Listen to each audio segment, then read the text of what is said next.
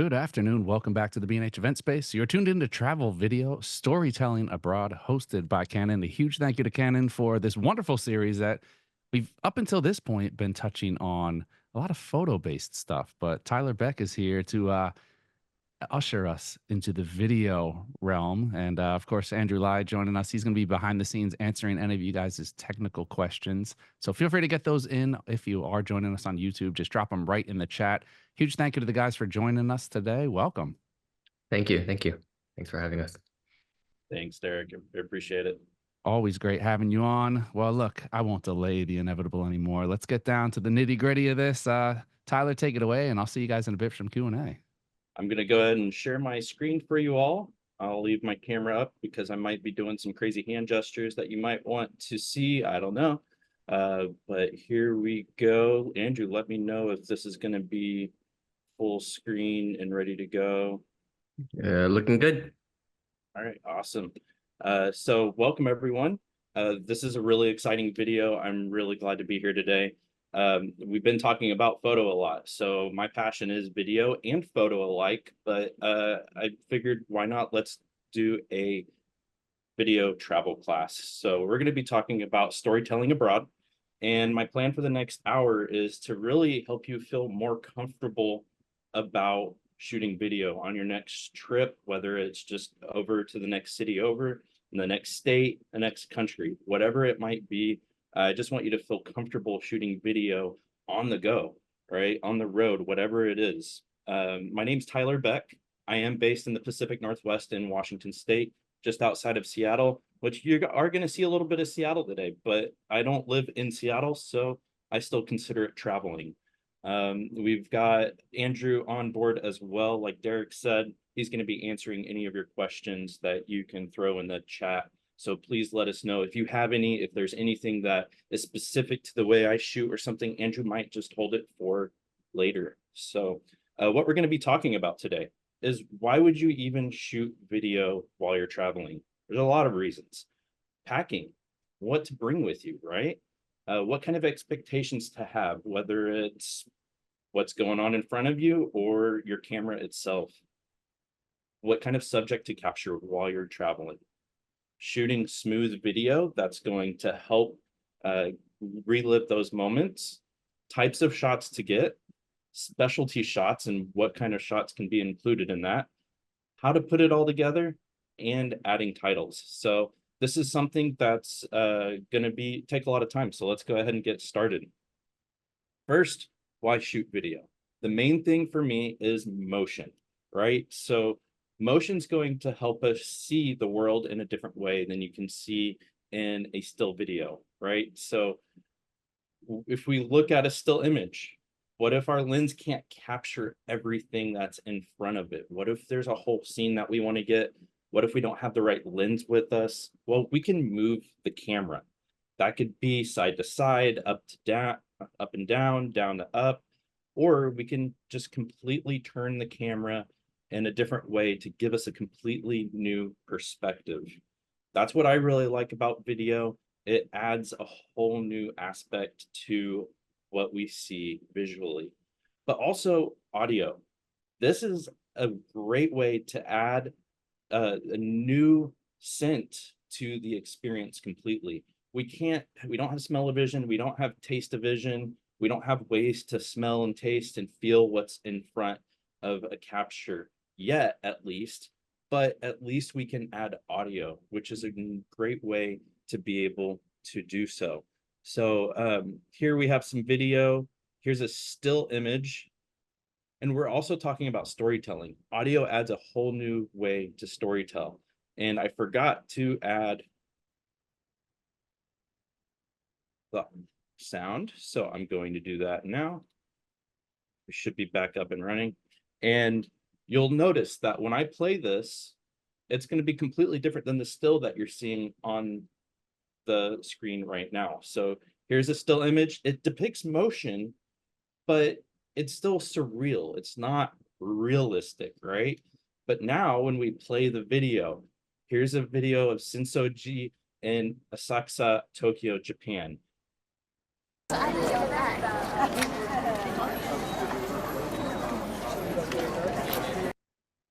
So this is a simple, quick little clip. Hopefully you can see the difference. You can hear the difference. It's like you're actually there. You capture the ambience and the essence of the place that you are in. So you can see how this can be more realistic versus surreal. So great reasons to shoot video, but what are you going to pack? Of course, you're going to pack clothes, your toiletries, your first aid, whatever you might want to take, but what camera gear are you going to take? You don't have to pack everything you own. As a tech rep, I have access to a lot of gear, so making decisions on what to bring can be really hard.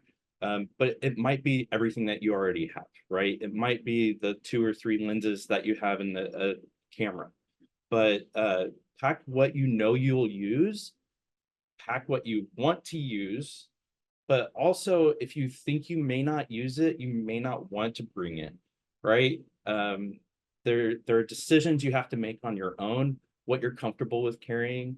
I can tell you the slash trip I took, I got sunburn on my shoulders. It was hard to carry a backpack around with 20 pounds of gear.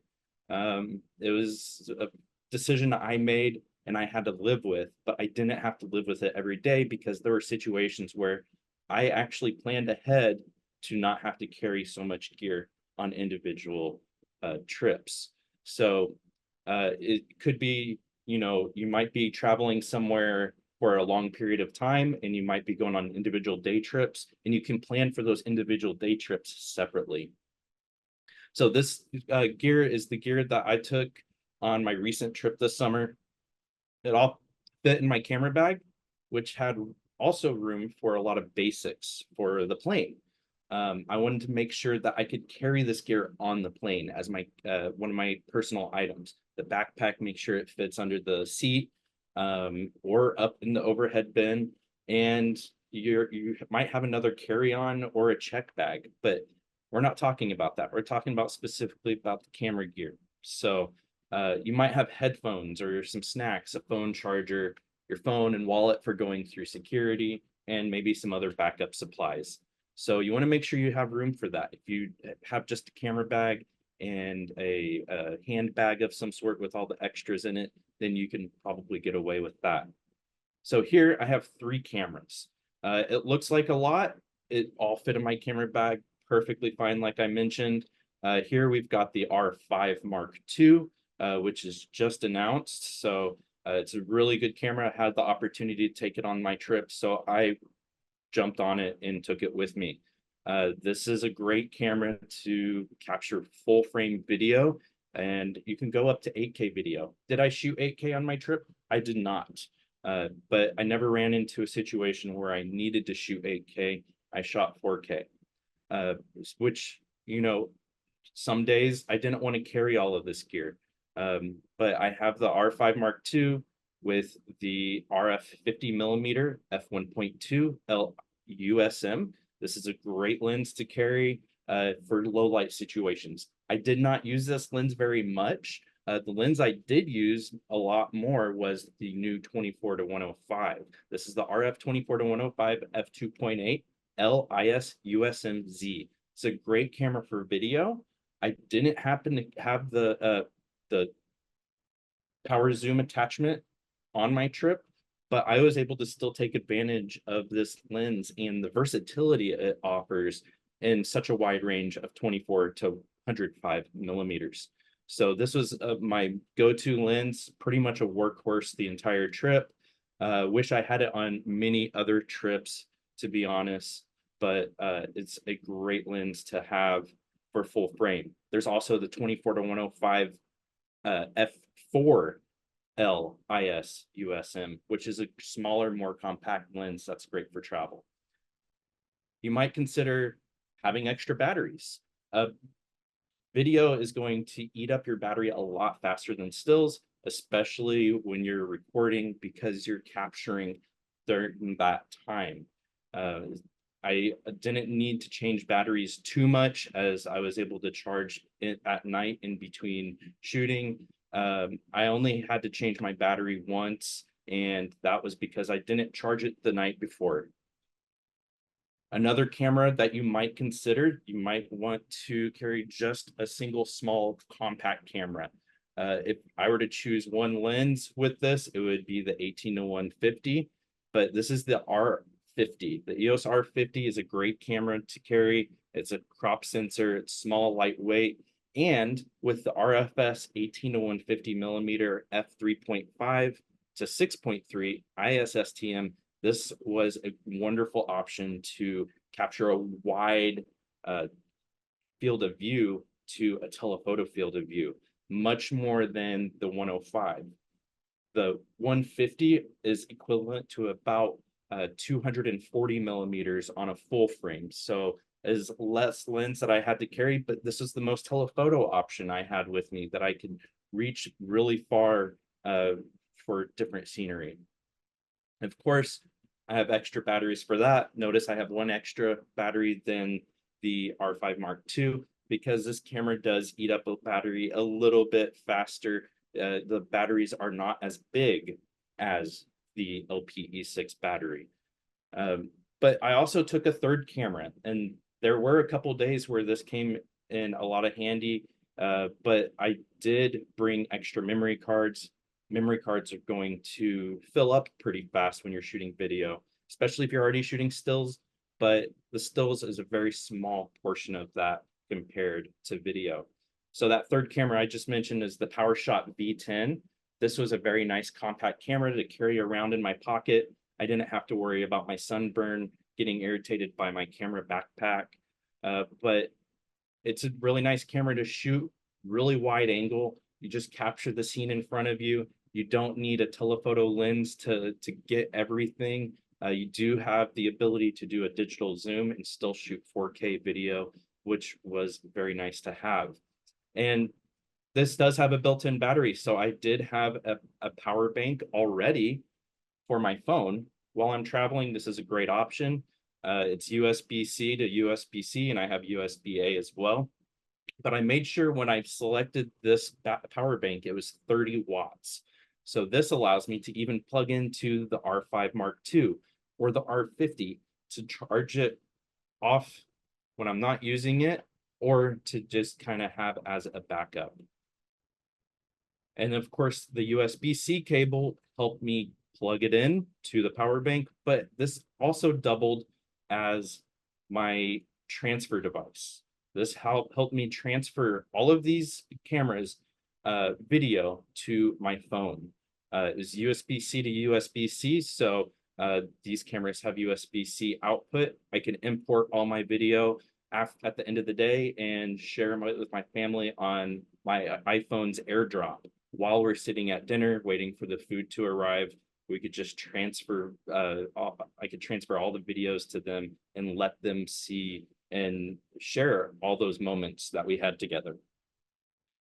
Also, I mentioned audio. So the stereo microphone DM-E1D is a great versatile option to capture audio. I did not use this every day, but there were a few days where I wanted to capture very direct audio. If you're going to be talking in front of the camera, being in front of the camera, this is a great option to help isolate your audio from the crowd audio and the ambience. Sometimes there's music playing in the background. Sometimes there's just crowd noise.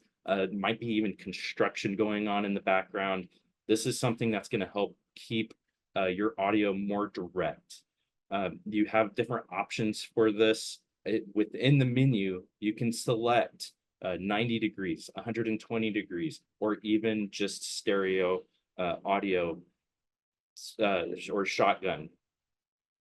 So with this microphone, it goes directly into both the R5 Mark II and the R50 without any cables. It mounts to the top, no issues there. But when I wanted to just capture regular ambient audio, I just used built-in microphones on both of these cameras. They have built-in stereo microphones. They are slightly bigger than pinholes on the front of the camera, so they do pick up pretty much everything that's in front of the camera. So what I did is I constructed a nice little packing list for you if you want to use this and take it with you on your next trip. When the next time you're packing, feel free to take a screenshot or something like that. But everything here on the left is everything I just talked about. Camera, lenses, batteries, memory cards, power bank, USB cable, and microphone. but everything here on the right is all optional, but I highly recommend it.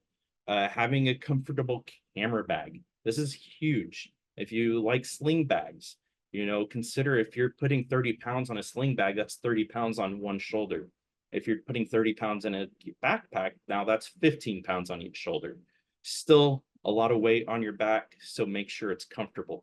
Something with a waist support to help you carry that gear around is going to take more of that load off of your back and more on your hips. So having a lightweight tripod, this really depends on you. Did I bring a tripod on my last trip? I did not. I was shooting mostly handheld. I did have a small tabletop tripod that I used for a couple of shots, but not very much at all. I was shooting pretty much handheld with everything. Having a cleaning kit, if you have something small enough to carry with you in your bag, if you have the room for it, this might be something that you might leave at the hotel. If you do bring a tripod, you might want to have the right tools to attach your tripod plate or even tighten it, because they do tend to come loose sometimes. And a camera strap. If you're just carrying the camera by itself and you don't have a lot of gear to carry with you, this is really nice, especially for something like the R50 and the 18-1-150, where you're not carrying a bunch of other lenses or other gear. A rain sleeve. So when you're traveling, sometimes the weather's not always going to be predictable. We do get a forecast, and sometimes they're right, but sometimes they're not always right. So be prepared, especially if you're shooting video, you're holding the camera up longer than you are if you're taking a still, so that allows for more water to get on it. Make sure your camera is weather sealed if it's not, or if you're not sure, you can always look that up or ask your local camera store. So planning ahead, is this kind of a trip that you're going to for once in a lifetime, or is this every year, every season? That might be something that you're traveling for work and you just want to capture videos. So where you're going is going to be something that is going to affect what you bring with you. Are you going on a safari? You might want to take a bigger lens. That telephoto lens is going to be able to give you that reach for those animals that are far away. If you're not going on a safari, you still might want a telephoto lens for, architecture or just shooting down an alleyway or something along those lines. If you think you might need a telephoto lens, then you might consider that. Make sure you have the room for it and that you can afford the weight on your back. Also, what's the weather going to be like? You can't predict that. So again, have a rain sleeve, but also capture the weather, right? That's going to be part of your journey while you're traveling. So be ready to capture the unexpected. This is very important because the unexpected is what makes the journey possible. What you bring really depends on everything that you're taking with you. So, for example, this is a kind of a highlight of what I ended up shooting on a one-day trip. So one day, it was just a drive. I know I have an airplane here, but just a drive away, a few hours away from home. I decided to shoot 4K 24 frames per second. Well, I ended up shooting a total of 51 minutes and 19 seconds. This took up 15.54 gigabytes on my memory card. Now, your mileage is going to vary. I cannot deny that. You might shoot a lot more than me. You might shoot a lot less. You might pick a different format like HD. That takes up different space on your memory card. This is from one camera on a day trip. On a 2-week trip, for instance, where I decided to solely shoot stills, I still happened to shoot a little bit of video because I wanted to capture some of those moments. I only shot 1080p at 24 frames per second, and this is okay. This is a great way, because 1080p is a great format still. It's full HD, and I only captured 8 minutes and 44 seconds on the whole trip. Again, I was focusing on stills. This only took up 10.4 gigabytes on my card, which was nothing, shooting on a 64 gigabyte and emptying that pretty much every day. Even a 32 gigabyte card, I probably would have gotten away with. Now, on my last trip, it was 11 days. I decided to shoot 4K at 30 frames per second. And my total time was an hour and 57 minutes and 50 seconds. Was I shooting every day for 11 days? No, I was not. I probably shot a couple clips here and there, but there were 4 days total that we were at different cities, and I wanted to capture video each of those days. Did I take some stills? Yeah, but was I worried about filling up the card with those? Not really. So I was prepared to shoot solely video, and I filled up 96.26 gigabytes worth of space for the entire 11 days. This doesn't even include the video I took on my phone, which I don't even want to get into that yet. So speaking of weather, can you plan for a thunderstorm? But if it's raining, if it's pouring, you might want to be prepared for that. Find an awning and shoot the rain if you have to. Okay, so this is the rain. I'm going to actually mute that. Ooh. Does it want to play?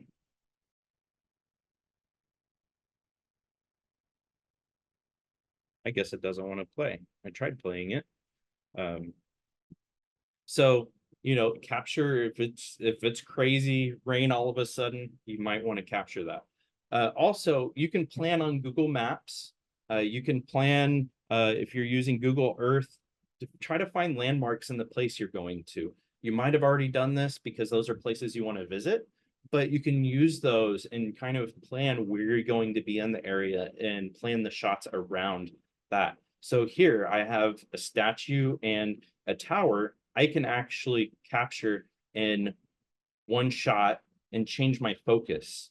Sometimes you're shooting shallowed up the field and you can't get both in focus, but this is a great opportunity to move and position yourself in front of your location and capture multiple things in theoretically 2 different scenes because they are so far apart. What kind of subjects do we want to capture? Well, that's up to you really, right? What are the things that you like and what are the reasons you are traveling? Me personally, I travel for a lot of reasons. I really like the culture, the food, you know, the scenery, the history, architecture, everything that I like in the place that I live, I like to experience in other places as well. So is that going to be food? Probably. I'll be capturing food, but just taking video of food isn't always something that can be entertaining, right? We want to be able to remember that food, but also the process of making that food. So here you can see a man making some trout. He's cooking the trout. And they do have to move the trout around to actually cook it the right way. But also, are you involved in the cooking process? It might be a point of view shot of you making. So here you can see, you can hear, you see and hear. We're making food on the table, but at the same time, you can hear the sizzling of the meat. You can see that we're cooking the meat and we're interacting with it. We're getting those interactions in real time. The scenery is going to be important. Why else do most people travel? Usually it's for the sightseeing, the places that are the beautiful places that we might experience all over the world. So it could be a beautiful view from an overlook. It could be a beautiful landscape, but it could also be a colorful cityscape. So what do you want to capture? You can capture all of these things that I'm talking about all in one video. I like to capture a little bit of everything, and sometimes that can be overwhelming. So maybe choose one of these on your first trip that you're shooting video and capture everything within your scenery, everything that's cityscapes. If it's not a cityscape, don't worry about it. But what if you miss out on something else? Like the nature. Are you going to be exposed to the nature? Is there wildlife roaming around that you want to be able to capture? If you go to Yellowstone, for instance, there's a lot of wildlife that you might want to capture video of. Those interactions, a bear on the hunt. Capture the rock formations, the type of botanical life that's around. There's a little bit of differences all over the world. But also the language might be different. So when you look at the transportation, the buses, the types of cars, that's going to be different. When you capture transportation, like vehicles like this, you're going to see the cityscape as well. So you can combine multiple things into one shot. A transportation just might be something that looks similar but different. Some of these ambulances look like some ambulances we have, but I've never seen a fire truck that looks like this. Happens to be a Volvo. And then you might see a bunch of canoes that they use for fishing. Just floating in the water. Sometimes it gets really windy. Also the architecture. Here we have both transportation and architecture. This happens to be in Puerto Rico, so it is a US territory, and it has a lot of cars that look just like the ones I have here at home. But the architecture, the road, there's a stone road. It's not just a regular paved road. This is old San Juan, so there's a lot of old buildings. There's a lot of history here. Also, there might be statues around. Try to video or record video of the art that you might see. It might be industrial art. It might be historical art. Here, there just happened to be a pigeon sitting on the statue's head. But I decided to shoot slow motion of this because the flags were blowing in the wind and they came to a rest. So this is a different viewpoint. The architecture might be really, really old, which brings us to history. Here I was on a guided tour. So exploring a place by yourself or with your family without any guidance might actually cause you to lose out on some things. If you can find a local to give you a tour, or if there is a tourist place that offers tours, this gives you the opportunity to see the location through the local's eyes. So here I chose to take slow motion. We're riding along in a car and the tour guide is driving and pointing things out. So this is a historical building. There might be statues that are there because of historical markers. These are memorials to previous people in previous events. There's also a great way to capture those places. You can take pictures of signs and include those in your video. If it's something in a foreign language, or this is a local language, but foreign to me because I don't speak very good at Spanish, but I can translate it and I can look this up later and get more information on it. This was a prison in San Juan called the Princess. And the sign is about a clock that was built in 1854. But there are two things that these all have in common, and that is the culture and the experience. Everything that we see, that we run into while we're traveling, are honestly the best reasons to travel. So pay attention to the places that make you feel a certain way and pay attention to that feeling. If something really makes you feel a certain way, if you happen upon an area that has you in awe, then maybe you want to capture that. Also, you don't have to have a big cinema camera to shoot a cinematic look. Cinema has a certain look. It can be artistic, moody, typically a shallow depth of field using a wide aperture. And you can use that to your advantage, but you don't need to have all of the fancy cinema gear to get a cinematic video. You can use this to help you along the way. I like a journalistic point of view where it's more organic, right? Everything comes out, it is what it is, and it's my preferred way to capture my travels because I can focus more on the experience and the culture, and I don't have to worry about getting all the technical details in the camera right. This is also more forgiving. When you shoot it this way, you're not tied to all the specific artistic ways to shoot something that can also be a little bit more technical. You can still be more artistic with the journalistic approach. It allows you to focus more on what's in front of you and the enjoyment of the experience of a new place. So this is a great way for documentation purposes, and it's more run and gun.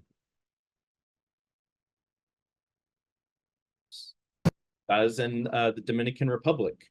I noticed there is a lot of motorcycles going around, and a lot of families can't actually afford a full-size sedan or even a compact sedan. So some of them buy motorcycles. If you notice, there's 4 people on this motorcycle. There is 3 adults and 1 kid, and the person in the middle is holding the kid. So this is something that is very important and something that, from my experience, that stood out to me. So those are the kind of subjects. Focus on the experience, the people that you might meet. And after, if you have a tour guide, make sure it's okay that you can capture video if they're okay with it. Usually they'll tell you right away. If they see a camera, they say no pictures, no video, or something along those lines. And sometimes you want to capture the music. That's all part of culture. So when you're out shooting, getting cinematic footage is one thing. Getting journalistic footage is another, but you can combine the two. But the main thing is being able to have smooth footage that's easier to watch. It's really hard to watch footage that's shaky and moving. And when you're on the go, it makes it really hard to slow down and get smooth footage. So the cameras have built-in stabilization.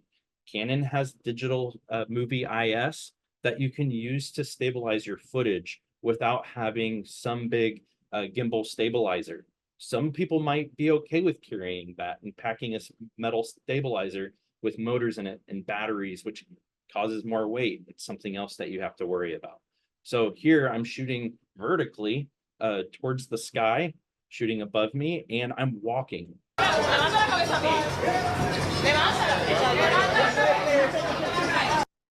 Now, if I didn't have stabilization, that clip would be very, very shaky.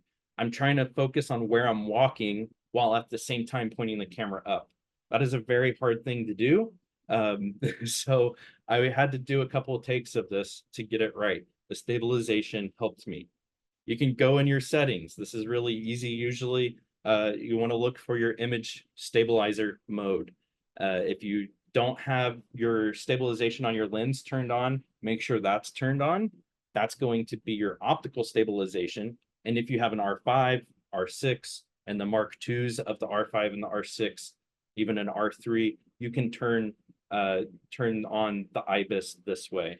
The in-body image stabilizer is going to help dramatically. If you don't have those cameras, if it's just the R50, for instance, you can still use the optical stabilizer plus digital image stabilization. This will dramatically help when you're on a safari, if you're just traveling, walking around with the camera. So hopefully you can use these and on your next trip, capture really smooth video. Look for these icons here. The off means that you're not stabilized. So if you're noticing playing back that shaky footage, then maybe consider turning on that stabilization. So let's talk about the different types of shots. So here in my trip to Japan, that was my 2-week trip that I captured only 8 minutes of, but I still happened to capture a lot of video. So to start off with, I kind of had in the back of my head different shot styles or types to get. For starters, an establishing shot is a great way to, well, guess what? Establish where you are. Establishing shots can be usually wide angle shots But if I were in a skyscraper across the city and could see this and had the telephoto lens to capture this temple, I would be able to still use that as an establishing shot. It shows you where you are. If I had a view of Mount Fuji, you might just use that as an establishing shot for being in Japan. But here I was at Sensoji in Asakusa, Tokyo, Japan, and I wanted to be able to capture this wide shot. If you saw this very first shot in the beginning, I also took a long exposure, which was a couple minutes long. But I took some video as well to kind of give you an idea of what was going on. Also, that medium shot, you can still be shooting at a wide angle if you want, but you're closer to the subject. Notice I'm a lot closer to the temple, and I am no longer able to capture the entire temple in my frame. And also, a close-up doesn't require a macro lens. It doesn't require, a telephoto lens or anything like that. I'm still shooting the same wide angle. This is the same focal length that I was in the establishing shot. I'm just a lot closer. I'm underneath the giant paper lantern. Consider shooting wide angles like this, medium shots, and close-ups. These might actually require you to zoom the lens, depending on where you can move in the scene. Here's another wide shot. I like to put in a POV shot. Sometimes it's my feet, because there's something specific about where I'm standing that draws me to that area. I take pictures of my feet a lot, whether I'm standing on the beach, standing in the water, walking on a trail. It can be anywhere that's meaningful to you. It doesn't have to be of your feet. A POV shot could be of you interacting with the food or interacting with the person.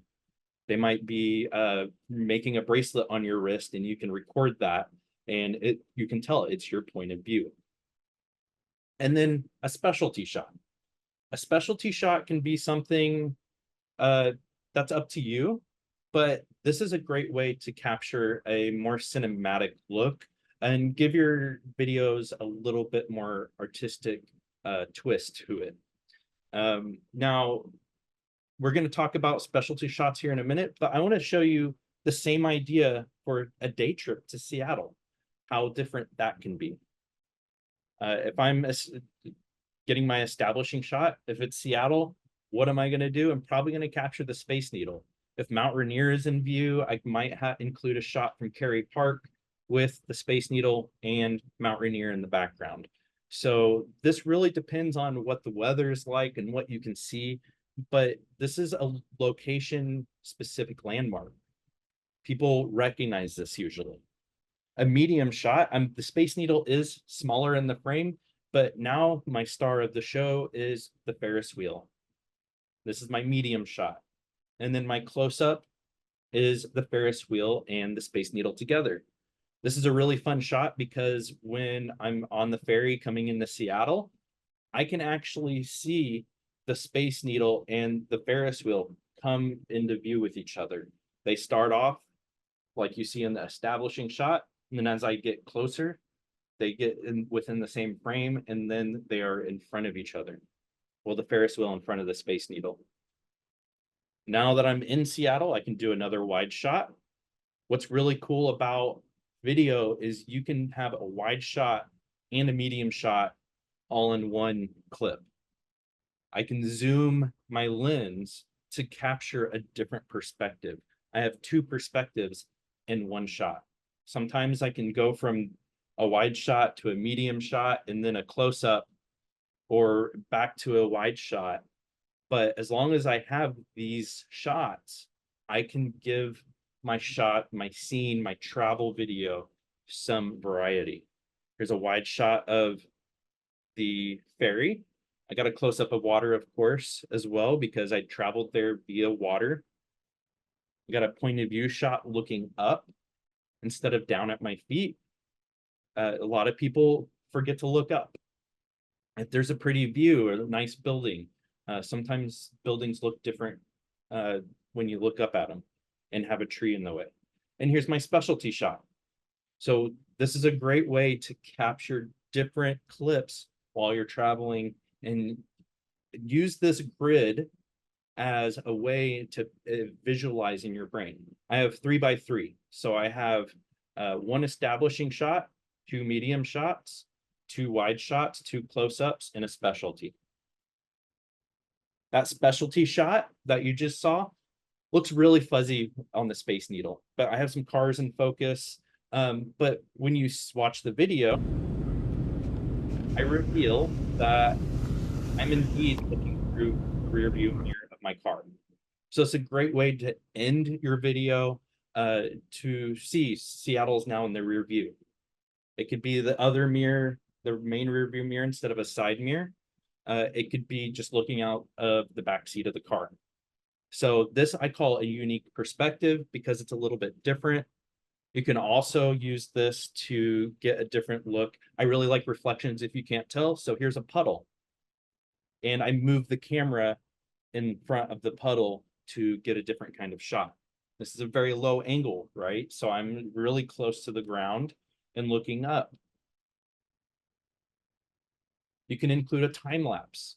If you're traveling and you have some time to kill at the airport, this is an easy way to capture a time lapse of what's going on around you. It doesn't necessarily have to be of the plane and the luggage trucks outside. It could be inside.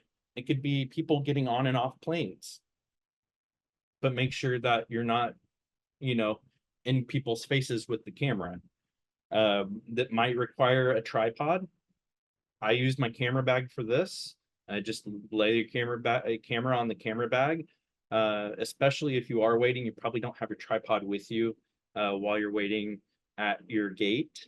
But this is also another way to stabilize the camera. Time lapses, you don't really want the camera to move at all. Sometimes if you have like a slider or something like that, a motorized slider, you can get some moving time lapses. It's a little bit harder to do when you're traveling. So here's a couple shots, just waiting, I'm killing time. Now, if I were actually traveling and on the go, it might be a little bit harder to capture this motion because it does take some time. It might take hours for you to capture this clip. Depending on how spaced apart your individual frames are. Now, if you're on the go, slow motion is a great way to capture small bits of time with dramatic motion. It might be something fast paced, like somebody throwing a fish. This is at the Pike Place Market, capturing the action that's happening around you. It could just be something that has a fountain and a pigeon just happens to fly in the shot, but I also have the flags blowing in the wind. So that's usually fast motion, something that I can slow down and kind of peer into a little bit more. It does add a little bit more of that artistic look. It gives it a little bit more surreal look, but it's a way to capture and slow down time, especially while you're traveling. Capture more of the culture.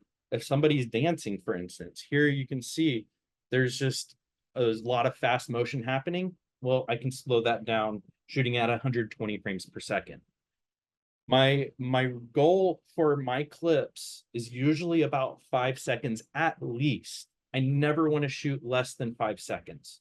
It makes it really hard to edit later if I'm going to do any editing. But at the same time, shooting less than that, you lose some of the ambience that's going on. So being able to capture slow motion really helps me capture a small amount of time. At 120 frames per second, when I play it back, this is a 2-second clip. A lot of these are only 1 second or 2 second. I normally wouldn't do that. But when I slow this down, I can capture 2 seconds of video. This is probably a half second, or not even that. It's a quarter of a second. And when I slow it down from 120 to 30 frames per second, it's now 2 seconds long. I actually was walking when I took this shot. So let's restart that. And you can see that I'm actually moving in the shot. So it's a great way to stabilize your walking motion. When you are walking around and you want to be able to capture that, you still, even if it's slow motion, capture 5 seconds at least, and then now you have 20 seconds. Or if you're going to 24 frames per second, you have 25 seconds of slow motion video that you can chop up and use a small segment of.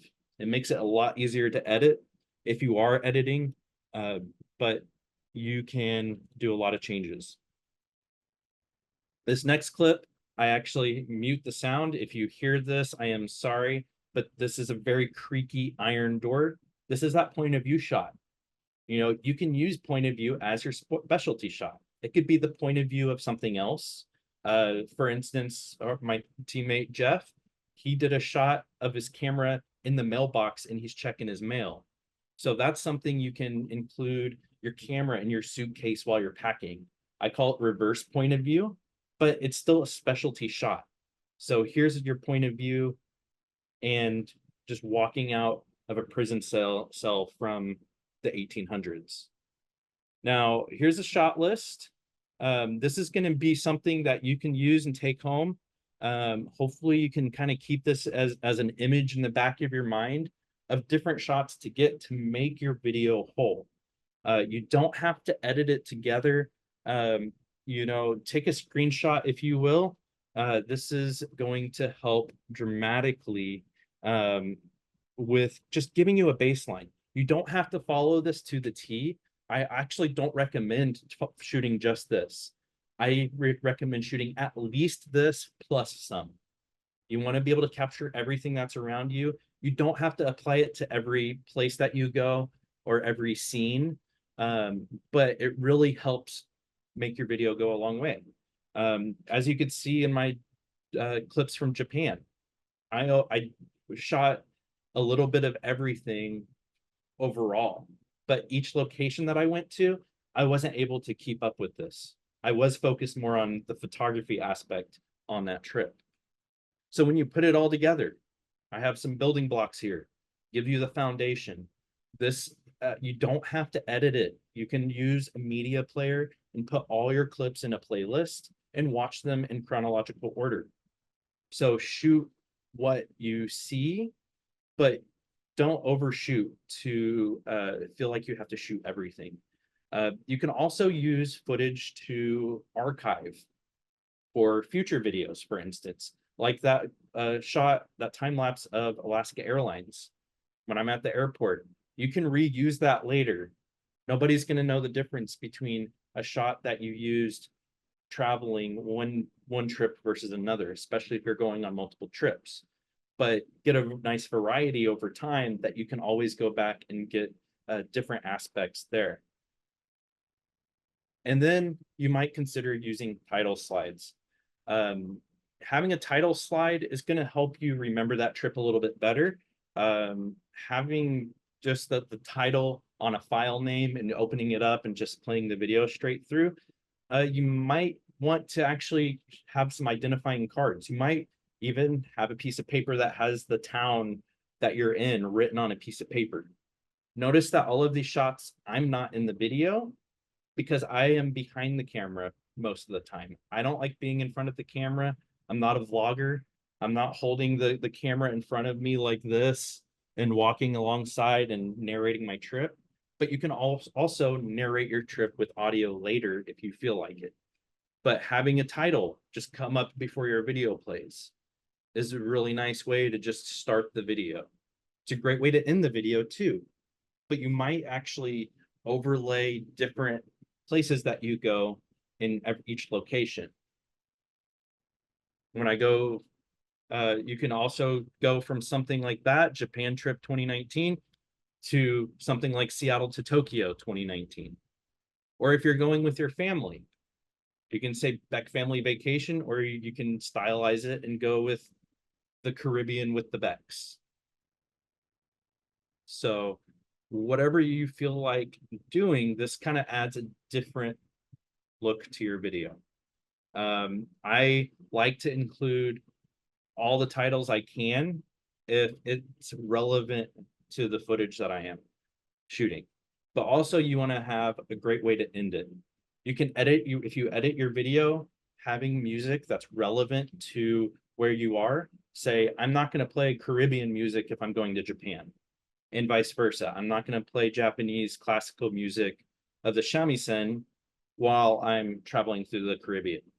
I might listen to that while I'm like at the airport or something, or just walking around if I have my headphones on, but I'm probably not going to be using that type of audio with my video.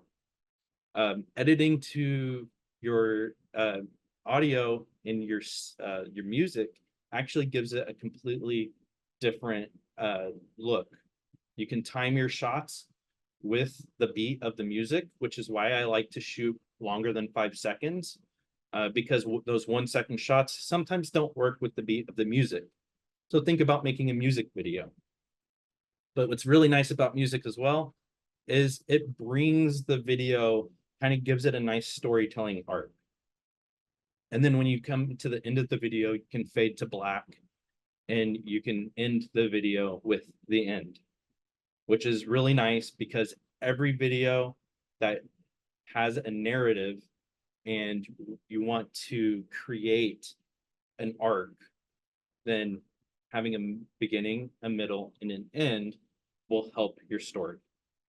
So that is all I have for you guys today. So from myself and Canon and Andrew as well, I want to thank you all for attending today. I hope you learned something, and I really hope that the next time you go on your trip, that you're going to be shooting all the video you want.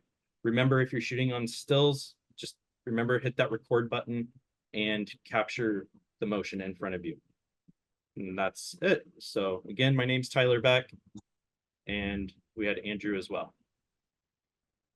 Tyler, Andrew, thank you. It was awesome. We'll open it up if anybody does have any questions. You know what's funny? Out of all that stuff, you know what stuck out to me the most was the 1080 video. And I'm going on a family trip in about a week and a half. And I'm like, you know what? I never thought about that. Like we've kind of spoiled ourselves, and we've gotten into this like maniacal mindset of like 8K, 6K, open gate, like everything, like throw all 10K video for my son walking down the sidewalk on vacation. It's like, it's overkill. And then we get back, and why do we never do anything with the videos?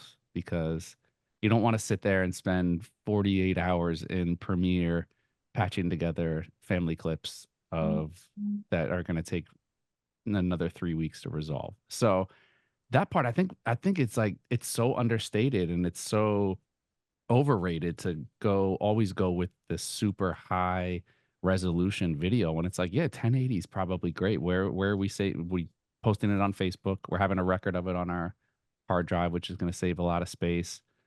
So it's like, out of everything, you gave us so much great information. And I'm like, man, why didn't I ever think? I'm like, in here, I'm like, all right, let me put that on my list of things to do to change all my video settings from 4K down to 1080. Because I'm probably not going to do much other than just send it to my wife, send it to Yeah, my I mean, mom. unless you're taking like stills out of it, maybe. But even then, with video, you're shooting maybe 1/60th of a second, and you're getting that motion blur. So if you're planning on taking stills, then maybe shoot 4K or 8K, and shoot 1/1000th of a second. But then your video loses its true nature. So Yeah. How often do you, because I'm a big 24 frames person. I like, them like the more cinema movie style. How often do you go to 60 frames or above that? Do you shoot? Because at the same time, it's like slow motion has become like the faded transition of video where it's like people overdo it. What do you yeah, normally? I'm pretty much 24 or 30. If I want to shoot slow motion, I'll force it to 120, like I think that's really the way to go. If you want just to shoot one frame rate and not have to change it, 60 is good. You can do a little bit of slow motion. You can do half speed motion. If you're doing 60 to 24, then you can deal with that later. But at least you have audio. But the really cool thing about the R5 Mark II is you can record 120 frames per second and capture audio if you want. and you can slow down the audio later. So if you really need that audio in there, then I'd probably recommend 60. But that way you can play it in real time and get the audio, or you can drag it out to 30 frames a second and still get the audio in there and get that like that that kind of speed ramp where you're going from normal motion to, and then it just slows down. And that's a personal thing. If you really like doing that, do it. Yeah. And just to add on to Tyler's comment, for me, most of the time, if I'm doing video for like social media, if I'm doing, just video on my phone, or web content, usually I'll shoot 30 frames because that's pretty standard, and it works very well at 30 frames. If I'm doing something a little more professional, where maybe it's getting broadcast, uh, to like a network or something, I'll usually do 60. And then if they need slow motion, I'll go up to 120. Um, but then again, if I'm shooting like a short film, feature film, then I'll go 24. So for me, it kind of fits in where, um, what kind of content I'm creating and what kind of platform I'm using it for. You're intentional with, what is the situation? What am I going to be using it for? Which I think a lot of people would save themselves a lot of trouble if they're just like, okay, how am I going to be purposing this? Because then you can't. Video is one of those things where it's very hard to go back and be like, oh, I filmed it in the wrong frame rate. Let me go back and and that's one of Right. those things. You understand it when you mess it up. You understand it very well when you mess it up, and you get that choppy video, or it's just all Yes. sludged together. But yeah, I mean, and even that feature, the feature of being able to record audio on slow mo, that's another one of those things where it's a great signifier of, okay, this brand gets it.